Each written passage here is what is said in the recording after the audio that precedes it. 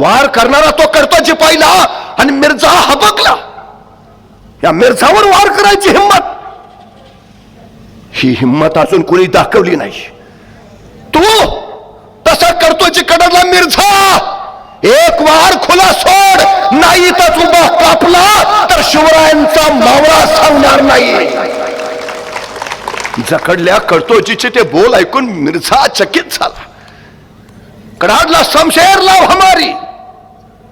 पहरेकरांना वाटलं आता बहुतेक या शमशेरीनं कडतोजींचं मस्तकच मारलं जाणार.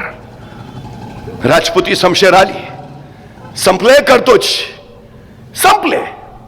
पण अचानक मिर्झानी पवित्रा बदलला, आपली राजपुती शमशेर हातात घेतली आणि कडतोजींच्या पुढ्यात धरली. कडतोजी हे घ्या, हे घ्या तुमच्या बहादुरीचं बक्षीस. आज पवे तू आमच्यावर वार करायची हिम्मत कुणी दाखवली नव्हती, तुम्ही दाखवली. आम्ही कदर करतो तुमच्या त्या हिमतीची. हे घ्या तुमच्या बहादुरीचं बक्षीस. कडतोजींनी ती शमशेर घेतली आणि मिर्झा म्हणाले बिनगोर जा, माझा कुठलाही सरदार तुला अडवणार नाही, सैनिक थांबवणार नाही, जा बिनगोर जा. आणि कडतोजी निघाले, 5-6 पावलं गेले.